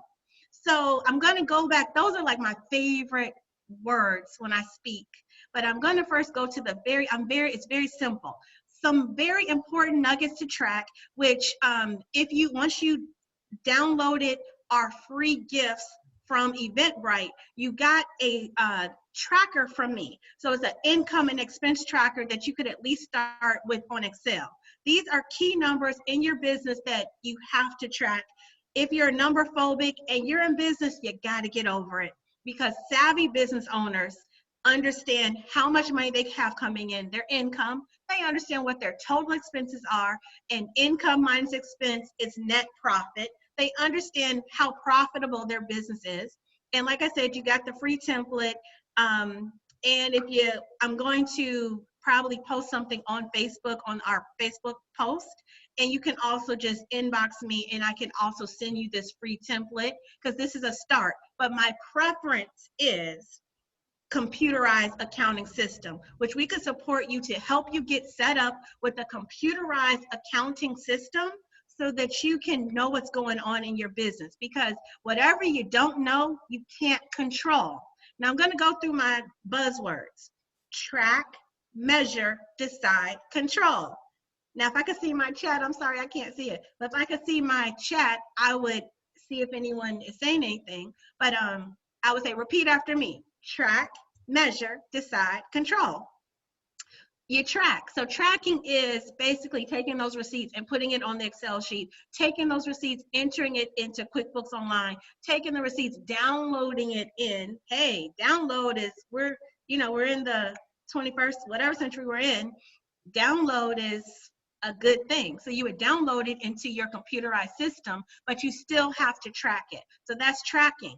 So once you track, now you can measurement, that's adding, 1 + 1 is 2, but you track it, and then now you can review your numbers. So now you can look at your income minus your expenses to see your net profit. So you can measure, was I profitable? Did I lose money? And just by tracking, you can now measure. So measuring is now being very clear how you tracked your income, you tracked your total expense. Income minus expense equals net profit. Now you can make decisions in your business. So you now know your numbers. I have like it's not complimentary, but I have an advisory session to help business owners know their numbers. It's very important for you to know your numbers. Today, I only have 30 minutes, so I'm going through the basics. But you track the numbers, then you're able to measure. Measuring means I understand what my net profit is. Income minus expense is net profit. Now that I understand, so if I have a profit, if I want more, I can now make decisions to say, okay, if I do this some more, or if I sign up for Ryan's funnel and Rena's branding advice, I can now have ways to have my business be seen and heard, but also find ways to make more money and bring more income in, because I want my net profit to be larger. But as long as I don't know, as long as I don't track it, I don't know how much larger do I want it to be? What is it? What's going on? But I can make decisions with that information. This financial information allows you to make decisions. And after you make the decisions, now you're in control. You know, you're in control of your business. So you are running the show.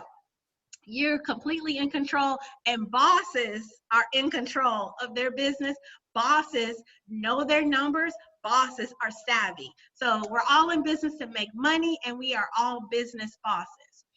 Okay, and then on the last part, just like technically speaking, the IRS says everyone in business must keep good books and records. It's actually in the IRS code. So when you have that big ugly box, you actually are breaking the rules. And if you get audited, that's going to be your worst nightmare, because now you have that box of clutter and you have this IRS audit notice, and now you have to give support.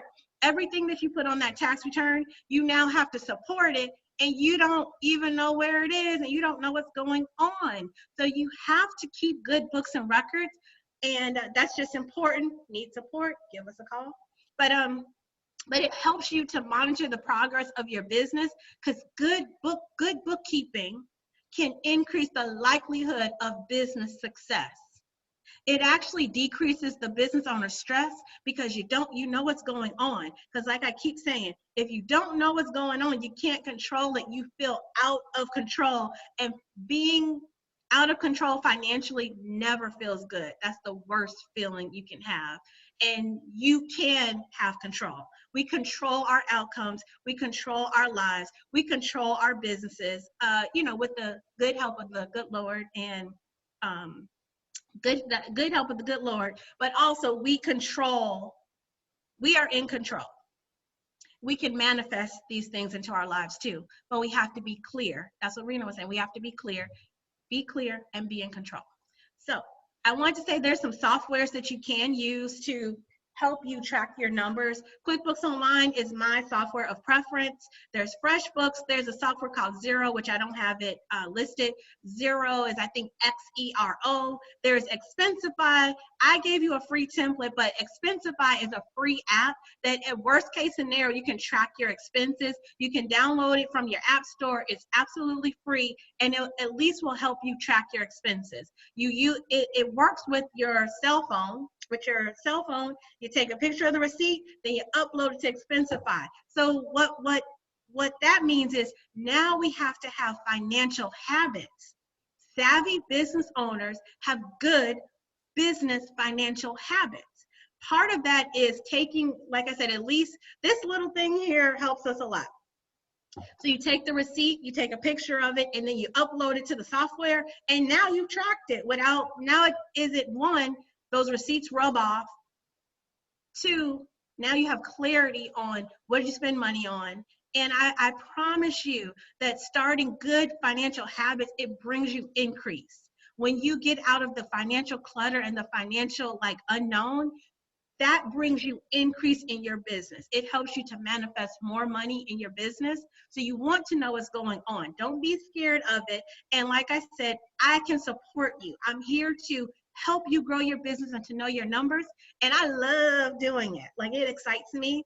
So you have help. Now, I wanted to tell you, when you don't keep your receipts, what does that really cost you? Because people don't know it costs you some money. So if you're in a 30% tax bracket, for every $1,000 of receipts you do not keep, that costs you 1,000 times 30%, it costs you $300. So meaning you literally are tossing $300 out the door. You might as well take this money, toss it out the door, because you didn't keep your receipts. So if you get audited, like I said, the moment you get audited, if you get an IRS audit, which IRS audits are random, but it's just something you do not want to go through. So keep your receipts, and I would say please sign up for an automated tracking system. have bookkeeping in your business life. It's important. It's important from the beginning to start with good financial habits. Here's another love note from the IRS. This is actually a client that got audited. And I just want you to read some things because trouble happens when you don't keep up with your documentation. So the IRS, they disallowed the car and truck deduction. If you're claiming mileage or actual expenses, they require a mileage log, credit card, and bank statements. So everyone thinks that, I know we're in a digital world, and you think that, oh, okay, I track my credit card and bank statements in QuickBooks.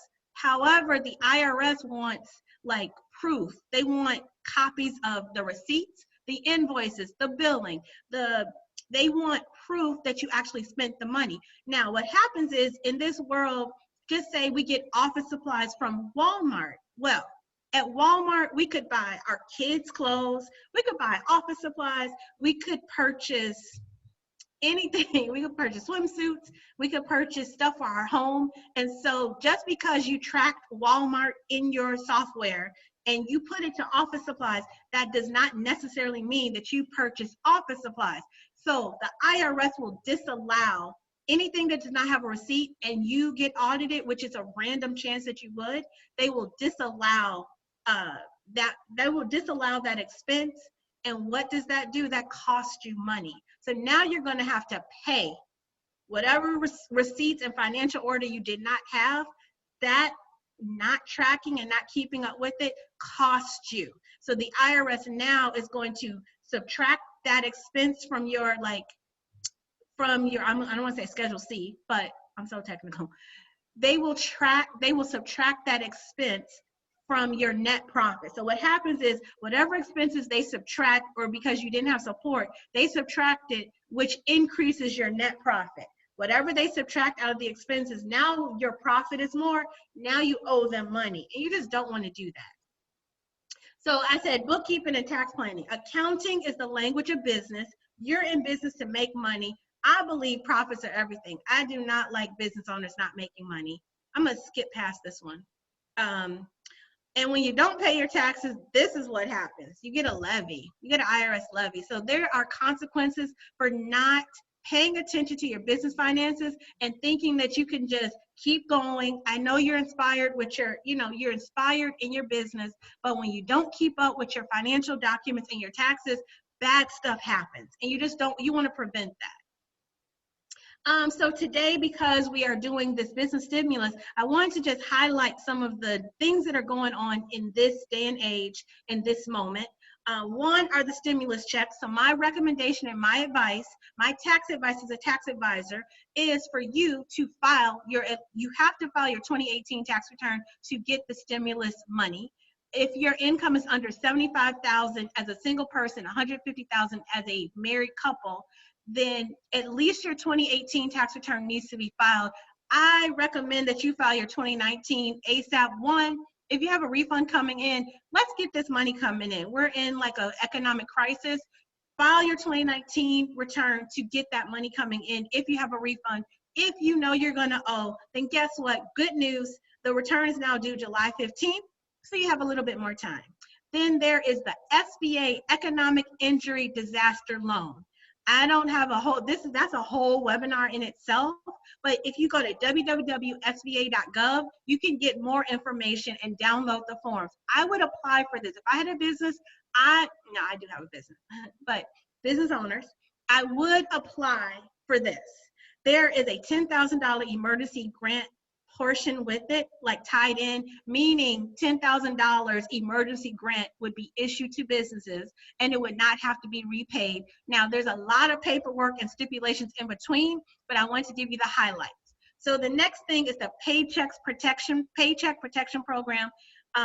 Once they approve the loan for the 8-week period, they will IRS government will reimburse and forgive the loan if you keep your employees. I have to get more information on if you keep your contractors, but we suggest that you go ahead and file for the Paycheck Protection Program. I believe the loan apps are coming out this Friday, and you will file with this with your bank. So with whoever you bank with, you can file for the Paycheck Protection Program loan. And this loan, this is remarkable. There's no collateral. You can have a low credit score. There's the first payment is not due till 6 months from now. And I know people are like leery about having loans, but 8 weeks would be forgiven. And guess what? There's no prepayment penalty. So you can always, if you get the 8-week forgiven part, then you can give the rest of the money back. And at least now because the employees you're going to keep anyways, you might as well supplement that. If the government's giving money to supplement this, I would get the supplement. And then you can, if you don't like loans, get the rest of it, like pay it back early. There's no prepayment penalty. Also, if you're out of work right now, including if you're a self-employed business owner or part of the gig economy is like Uber, Lyft, Instacart, those type of Uber, Lyft, Instacart, I can't think, Grubhub, Uber Eats, drivers and delivery contractors, then you can actually file for unemployment if you are experiencing a decrease in income. And so unemployment is with your state agency. So that is whatever your state is, Department of Employment Security. So for Illinois, it's Illinois Department of Employment Security. I would Google how to apply for unemployment in my state. I think you should do that as soon as possible. Then the last thing to get some COVID cash and things with the IRS, there is a delay for the tax liability. So as a business owner, if you have employees, you have the option to not pay the matching portion of the Social Security. The 6.2%, you do not have to pay that right now, and you can delay it all the way to year 2021. And also, like I said, if you owe taxes, there has been a delay. Actually, if you owe taxes, if you're in a tax payment plan, if you have an offer and compromise, all of these things, offer and compromise with a current offer and compromise with the IRS, a current payment plan with the IRS, or if you owe taxes for 2019, there has been IRS has issued a delay. So from now until July 15th, you do not have to make those payments because the government is supporting us during this economic crisis. So my last tip is hire a good accountant. You can give me a call. Accounting is the language of business. Financial information helps a business owner to make informed decisions and to be savvy. All successful businesses have an accounting department or work with an accounting professional to support them, because whatever you don't know, I guarantee you is costing you. It's costing you. Tax planning, tax savings, and write-offs, I can support you with. And I'm on Instagram, so I want everyone to follow me. I'm the Tax Boss Lady on Instagram. However, I'm the owner of Grants Financial Services. So I actually have 2 pages. I have Grants Financial Services, but on Instagram, I am the Tax Boss Lady. For more information, you can actually text either loan help or I want more info, Tax Boss Lady. You can text 312-265-2977. 312-265-2977, or there's my email address. And then I'm going to drop it in that. We have like the Facebook link that Linda had. I'm going to drop my information in there too. Thank you so much. Many blessings, many peace and blessing. And then I'm going to move over to Linda. I'm going to move over to Linda.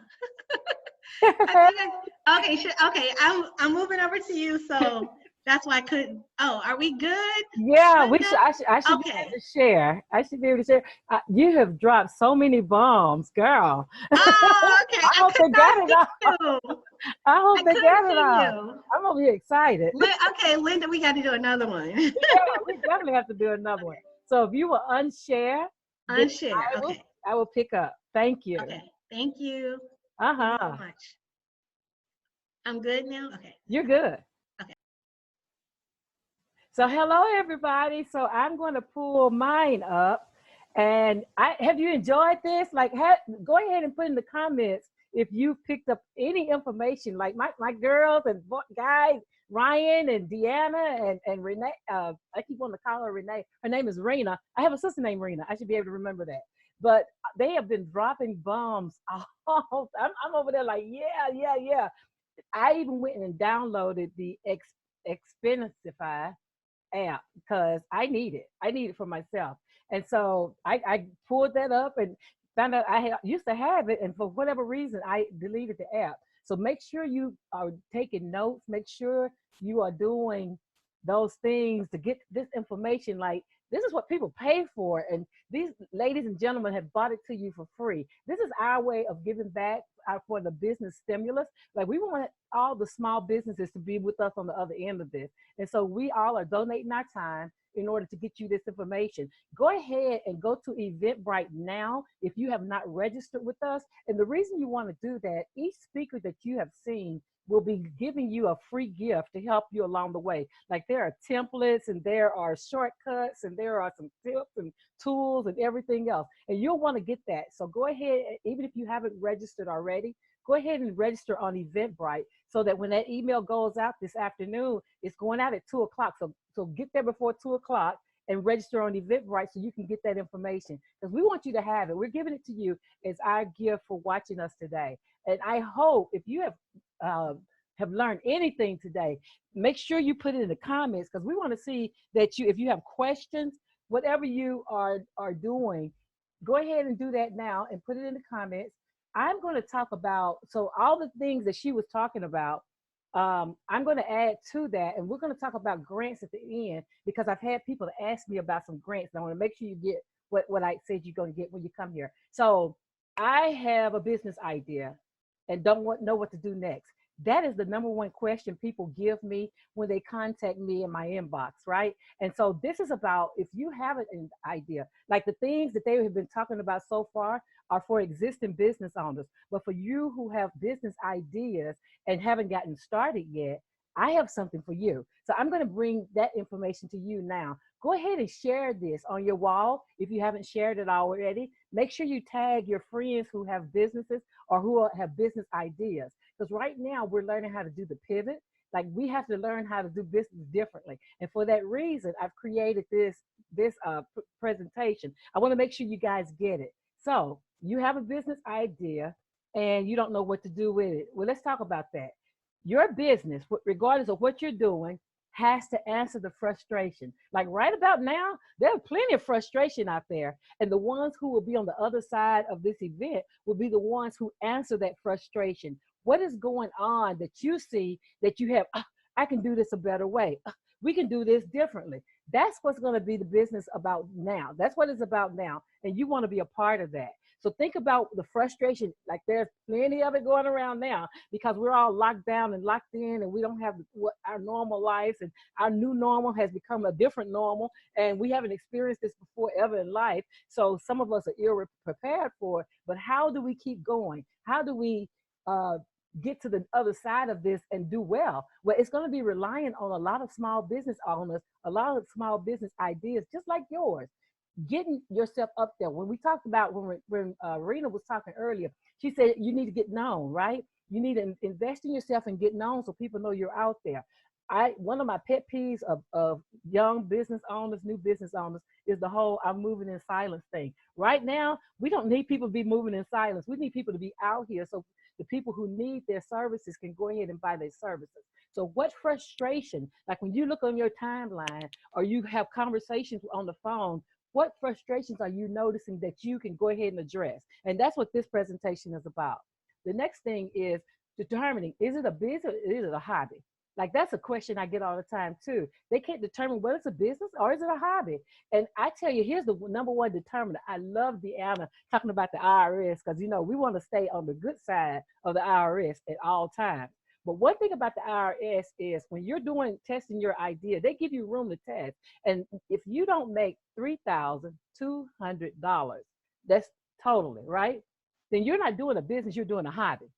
Yes, you still have to claim, but you don't have to claim it as a business, because a business has to make at least that much to be a business, to be considered seriously as a business. So those $3,200, you can use that for your testing. So test your idea. Start small and test your idea. And then talk to the people who could be your potential customers. I tell my clients and my students all the time, you have an idea out there, you need to test it to see if it's worthy, if people will pay for it. Because if people want you just to give it away to them, and it has no value, right? The market gets to determine how much value our products and service have. And if they're not willing to pay for your product, but they want you to give it to them all the time, then you might really consider, is that a hobby or is that a business? So test it by talking to potential customers who would buy your product. Like, do you know who that is? And that's about establishing an avatar, right? Another thing, this is statistic happened prior to, now this is what Fundera said prior to this economic crisis that we're going through, right? And so it's saying even before this, businesses were closing 20% in the first year, and then 50% after that by the fifth year, right? And then if you're in restaurants, if you're in restaurants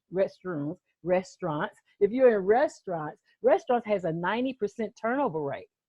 And it's because, right, most people just want to sell something. They don't want to be in business like what Deanna was talking about. They don't want to be a true business. They're about a hustle. I have a hustle, but you cannot leave a hustle to your children. You cannot leave a hustle to your family. So this is about establishing a business so that you can do generational wealth, right? Your idea passed on for generations. How about that? Like, it's not just for now, it's for your grandkids. Like the Bible talks about, we're to leave an inheritance for our children's children. So it's for our grandkids. Your grandkids will operate in your business. Everybody is not your customer. The first thing you need to know off the bat, I don't care if you're selling shoes or if you're selling earmuffs, everyone is not your customer. The number one thing people talk to me about when I ask them marketing questions, I'll say, especially my shoe vendors, I'll say, well, who are you selling to? And they'll say, well, I'm selling to my customers, everybody, because everybody has feet. And I'm like, okay, but I don't like Jordans. Like, I won't stand in line for a pair of Jordans, but there are people that will. So you have to understand and niche down and make your business about your customer and not about you. Like a lot of us go in, it's my favorite color, it's my favorite space, it's my favorite this, it's my favorite that. And I have to deprogram some of that because nobody's buying you for you. The things you like don't mean that everybody likes it, right? That whole, if I build it, they will come only works in that movie with Kevin. That's the only place it works. It doesn't work in real life. If you build it, people may not come. So you have to understand how customer centric your business needs to be. Like right now, you should be looking at what your customers' needs are and developing products and services that will serve them. The market will tell you exactly what it wants. You just have to be able to listen.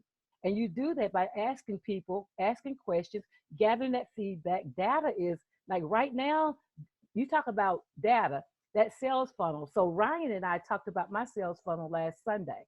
And we talked about how things were not adding up like they should have been. But it was the data that told me I needed to tweak, what to tweak, right? Data is so important. A lot of us have customers and we do one sale here, one sale there. We don't gather the information about the person, their likes, their dislikes, their birthdays, what's important to them, how they use our product, how they can use our product in their downtime. We don't do any of that. And so that's customer data that we're just throwing to the wind. That's going to how we sustain ourselves is we understand the importance of customer data because the customer data will help you win every time. It's how Netflix won Blockbusters. It's how Starbucks knew to go to be a coffee shop instead of a coffee provider. It's how everything changes. You have to understand customer data and you must be collecting that as a business, whether you're new or existing. You need to understand how to collect your customers' data and how valuable, like that's gold. It tells you so many things. And being a data analyst for life, being an analyst for about 15, 16 years, I understand the importance of data. So I can tell you what metrics need to be caught, and I can tell you how to use those metrics. It was because I looked at the data that I knew how to improve my own sales funnel, right? Ryan and I talked about that last Sunday when he was my guest on the Business Plug Mixer. But understanding that everyone is not your customer. I don't care if you're selling food or if you're selling shoes. It doesn't matter. Yes, we all eat. Yes, we all have feet, but we have different preferences. Some people don't like soul food. Some people don't like Italian. Some people don't like Mexican. It doesn't matter. You have to find who the niche is for your product, your service. There's a person out there, and statistics say that when you market to everybody, you're marketing to no one. So 100%, if you're marketing to 100% of the population, only 18 to 20% of them actually want what you're selling. Wouldn't it be better if you just market to those 18 to 20% and not waste your money on the others? That's what you need to think about when you're talking about marketing. So I'm using my own business for this problem. you have to identify the problem. What is the problem that people are seeing, that you see as a business owner? Because a business answers a problem. So what is the problem you're seeing? For me, is business owners don't have the support that they need. They don't have a person in their circle that is business minded. And so when they throw their idea out there, everybody's shutting them down or naysaying them, and they feel like they're on an island, right? Because business owners, we're quirky. We are very quirky, and we see opportunity in almost everything, but the people around us may not see opportunity in anything. And so a lot of the people around us have to be shown where the opportunities are. And that's our thing of doing, right? Who has the problem? The business owner who knows how to create a product, how to produce services, but know nothing about operating businesses. I have been doing this for 7 years as a business. I have yet to find a business owner that didn't know what to sell. They know exactly what to sell. They know exactly what to sell, and most times they know how to create it, how to produce what it is they're selling. What they don't understand is they don't understand the systems of business. They don't understand structure. You heard Deanna talking about how to structure your business. That's very important. A lot of businesses are not structured correctly, and so they don't realize that they are liable. Like somebody can come sue them and take the whole thing away, and they don't even realize that. But understanding what the problems are for your customers will help you to get where you need to go. Statistics say 50 to 90% of new businesses close in 3 to 5 years. That's a problem. That's why this problem should be solved. That's why I have a business, because I want to positively turn those numbers around. And also, how will I do that? I'm going to teach you how to be smart. I'm going to teach you how to be a smart business owner so that your business becomes scalable and sustainable. Now, the background, you have this idea that you have about your business idea. How did you discover this problem? Did it run across you? Did you people who keep saying it? Did you do research on it? Have you interviewed anybody? Because a lot of times people will start a business based on their own assumptions, right? And those are assumptions. That's not fact. Without talking to other people. Like a lot of guys, I love you guys. So a lot of the guys that I work with, they have in their idea, they've dreamed an idea, or they feel that they have been inspired to have an idea, and they cling to that idea exactly as they saw it in their dream. But in reality, that idea was probably a prelude. So what they really should cling to is the process that I'm to be a business owner, and not necessarily the process of how they're going to get there, right? Because being a business owner, I tell all my new businesses, do not invest a lot of money in your logo, in the ancillaries of business. Invest your money on, like what Deanna was talking about. Invest your money on getting a CPA with your books. Get your numbers right, the finances stuff. That's what keeps the doors open, and that's where most of your money should be going. Trying to find people who know what to do in those areas. How to get your branding up. How to get your sales funnel, find your customers. Those kind of things is where your money should be going. You should not be spending a lot of money in logos and business cards and those things, because over time, those things are going to change. When you're brand new, you just want to see something. It's like hearing your song on the radio. But as you become more and more in depth in your business, the more you know, you tweak things. Like this logo here is 2017, but I've been in business since 2013. It took me a long time to decide that was going to be my logo. So you have to understand it's a process, and you grow as you know. Also, when you're talking about a business idea, do you have a prototype? Like, is there something that you have that you can show somebody what you're working with? Putting that in front of somebody. Have you tested it out? Have you talked about what materials? Like if you're making a product, what kind of ingredients go into it? What kind of materials go into making it? You have to think about choosing how is it going to function? How would somebody use it? Or do you have a prototype, or do you even have a sketch of it? Especially if it's something like a cell phone, right? I saw this thing about a cell phone, and it made sense to me, right? Understanding about the value of things, right? Most cell phones about $500, right, or whatever. But if I had my cell phone here with Corey Russell's cute case on it, if I had my cell phone right here, and I told you this cell phone has a lot of auto books that I read, it has a lot of telephone numbers to very important people, their personal numbers. It has probably all kind of different apps and things that I work to operate my business and things. I can pretty much run my business from this phone. If I tell you I'm going to sell this phone to you for $500, That's one thing, because that's just the phone itself. But if I tell you it includes all this other information that's probably worth about $1 million, now that $500 doesn't look like it's too little to pay for. I mean, too much to pay for, does it? It's about adding value. So when you're doing your prototype, you want to add value to your prototype that it makes it attractive to people. Just like if I was to sell my phone, if I told somebody I have $1 million worth of value in this phone, and I must give it to you for the first person that comes up with $10,000, they would do it, because at $10,000 to get $1 million, come on, who wouldn't? So you have to think about how are you going to add value to your prototype, to your business, and then testing it. What worked? What didn't work? How do you tweak it? I love Apple. Apple and I have a love and hate relationship, because what Apple did is they shut the whole world down when they made just their own everything, their own phone plus their own accessories. Everybody had to get rid of everything they had and get what Apple had, because and that's called, you're actually reducing the switch cost. That's called switching costs. If somebody moved from Apple to another brand, they got to buy the whole thing all over again. So that's how you increase it. People don't want to do all that buying. Customers are not into that kind of thing. Understanding how you can keep your business, your prototype, to be something, and we're going to talk about what gets it there in a minute. But how can you get your business, your prototype, to be something that's one of a kind, that's unique, right? And so using the feedback, it's all about feedback. Do you have other people test your design? Do not rely on your family and friends for your feedback. Like, they don't want to hurt your feelings. And plus, they know too much about you. Get strangers when you're testing your products and services. Find strangers that could be possible customers that fits whatever your avatar looks like, and get their feedback. Because again, our family and friends have biases. They love us and they don't want to hurt us. So they may tell us some things that may not be all the way true. If you want it to be all the way true, get it from strangers who are potential customers. Now, 5 steps to get started.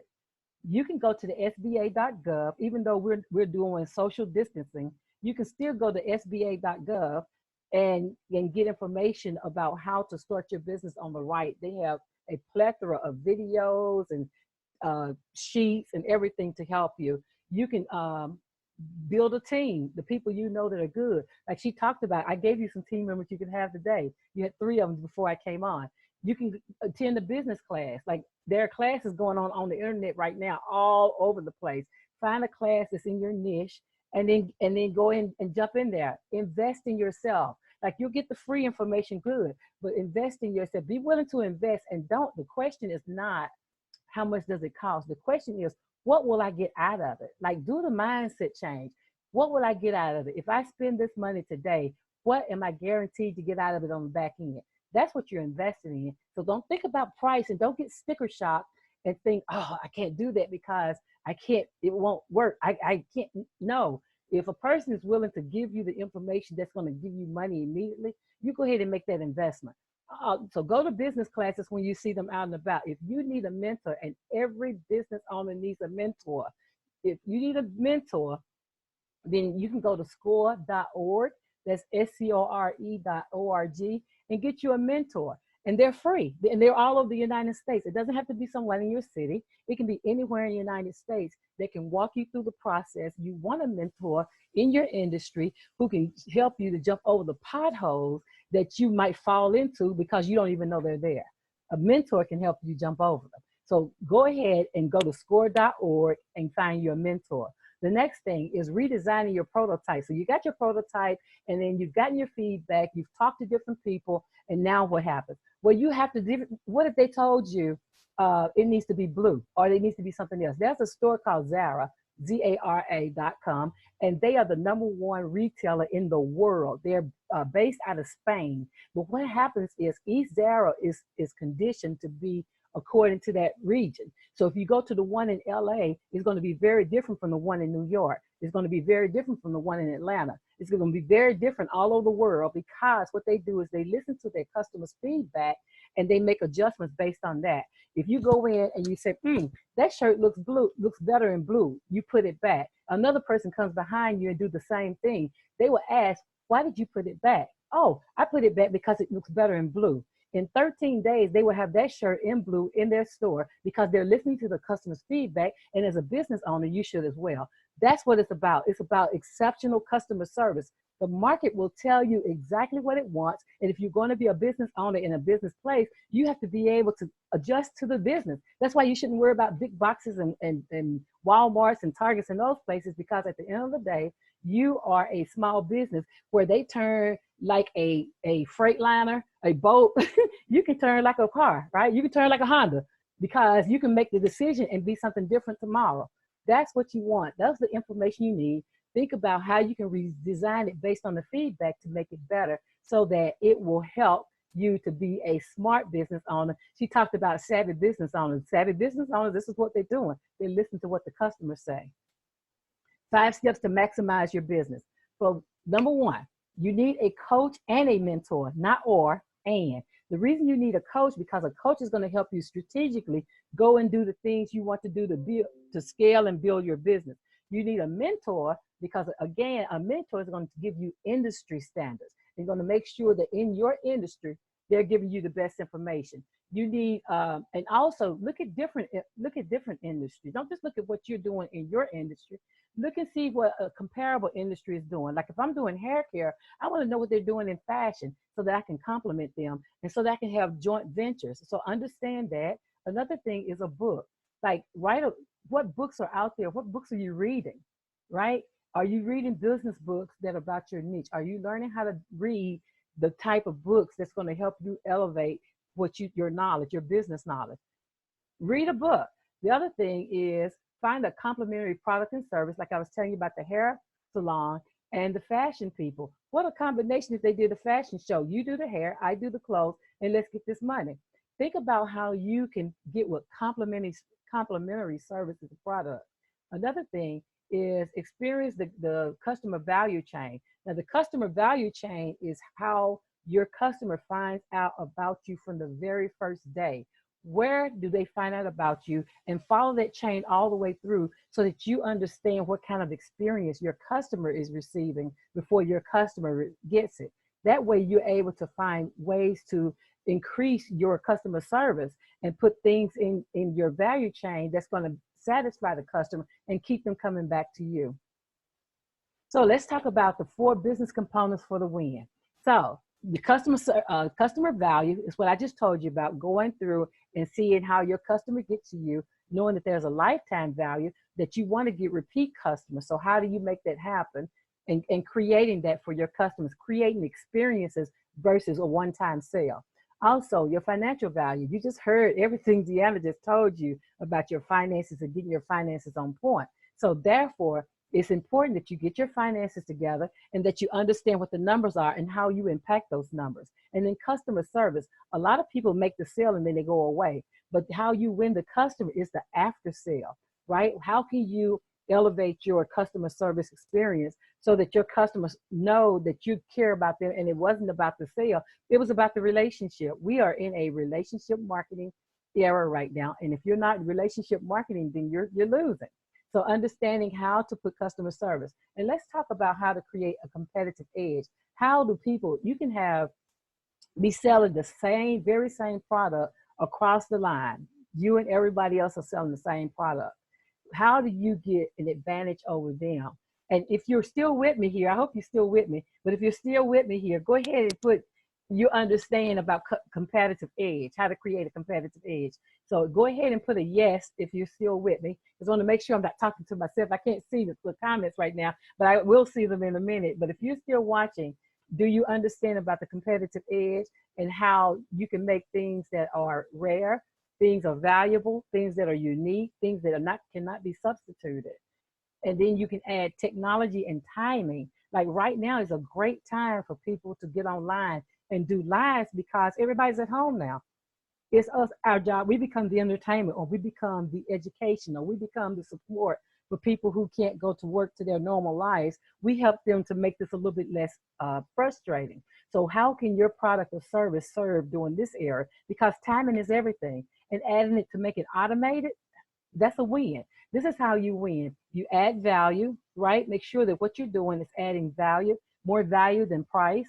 You make sure that it's special. And if nothing else is rare about you, your story is rare and unique because it's about you. We don't share the same stories. and then you make it where it can't be substitutable, because you want to make sure that the product is not able to be duplicated, right? And timing, we talked about that. So let's get to the next. I'm trying to hurry up and get through this. Okay, so I have a Facebook community called Building Your Own Business. And the Building Your Own Business community is where I pour into business owners. And you are free and welcome to join it. If you want, we do some challenges and things. Right now, we have the Business Plugs Challenge, where I am encouraging business owners to go online on Facebook Live for 3 minutes or more and put hashtag Business Plug Challenge. And so if you want to do that at the end of the month, there's a $50 gift card for businesses do what they should be doing anyway. Getting online, talking about their business, their services for 3 minutes or longer, and then tagging me with hashtag Business Plug Challenge. So let's talk about SWOT analysis, and I'm wrapping up because I'm running out of time. The SWOT analysis is comparison analysis. It's how you look at what you're doing versus what's being done in the market. The first two are the strengths and weaknesses. That's internal. That's you look at what your strengths are. You're also looking at your weaknesses, saying, my weaknesses, I need to hire for that. I need team for that. I need support for that. So weaknesses are not a bad thing in that it shows you who your teammates need to be like. And then externally, we're looking at what our competitors are doing well. We do need to know who our competitors are out here. What are they doing well? And what are they not doing well? The things that they're doing well become threats to us because the market has shown that those are the things that are acceptable. The things that they're not doing well are opportunities for us to gain customers. So think about the SWOT analysis, which is SWOT, and strengths, weaknesses, internal. The opportunities and threats are external. Now, think about 3 solutions. If you are talking about creating a business, is you have to have more than one way of making money. So what you have to think about is at least 3 different ways that you can build your business and make money doing it. Like, think about that on 3 levels as opposed to just the one. So think about how can you make money these 3 different ways, and what does that look like? And then map out those 3 different choices. Most business owners that come to me initially only have one way of making money. It's about multiple streams of income, where if you're not making money here in your down cycle, because business is ebbs and flows, if you're down cycle, you're making money there. Think about 3 different ways you can take your idea and make money. And the final result, once you get your final product up and running, you've thought about ways of putting it into the marketplace 3 different ways. Your customers are good with it because you've already talked to them and gotten their feedback, then you're ready to go. And so you have to start thinking now, what does your success look like? Do you have a final picture of what your success look like? Most people say, I want to be successful, and it's this pie in the sky thing. But do you actually know what success look like? You have to put it in your mind, because like we tell our young people, in order to be it, you have to see it. And we first see it in our minds. It's about mindset. Also, discuss why this solves the problems. Like, have discussions, get a business network where you can talk to other business owners and let them help you talk through your idea, right? One of the groups that my fellow presenters and I are in, we're in TSP, which is to enhance African American wealth. So we belong a part of that community. Also, reflect on how you feel about the process and how you're going to finish this process. The final result is everything. You can put your questions in the feed, and I'm going to go through and we're going to go back. Any questions you have for me or any of the presenters, you're welcome to put them here. And so we'll go back and answer your questions. Rena is still on, and I think the other 2 will see it as well. So if you have any questions about anything that we've talked about, if you want more information from me, you can go to thebusinessplug.co. And I'm trying to get my buddies a chat, and I'm trying to see what they're saying.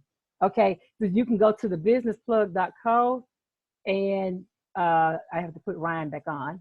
Hold on 1 second.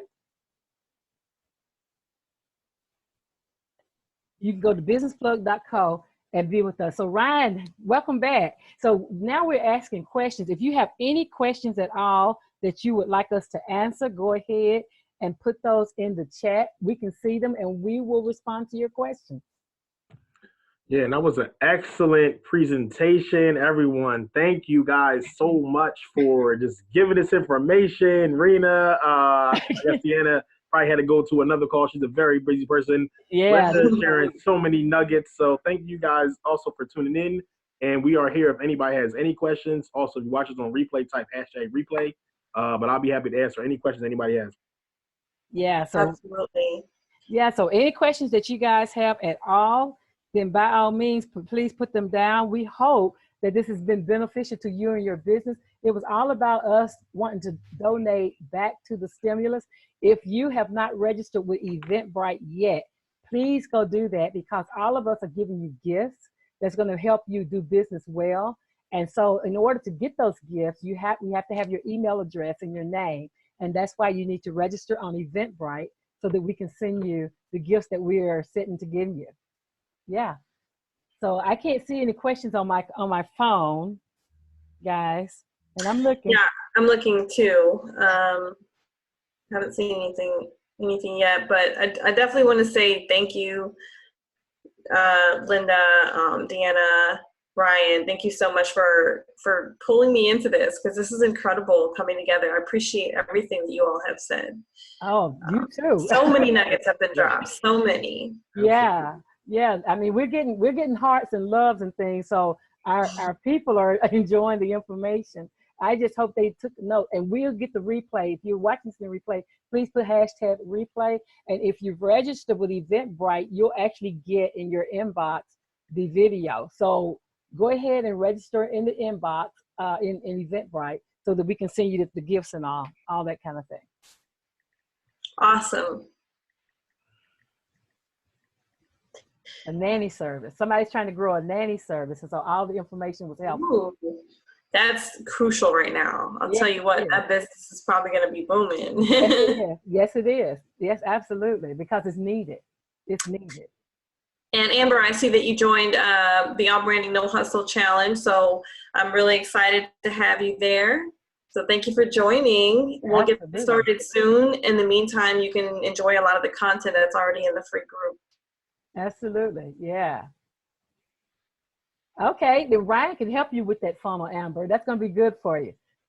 He is the funnel doctor. Yep. Absolutely, so he can help you with that. Yeah, so are there any questions anyone has at all about any of the things you've seen? I know it's been 2 hours, and some of you probably like, ugh, but the information we thought is valuable. Great, Amber, we're glad.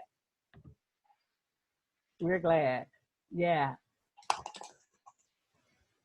So anything else for anybody else?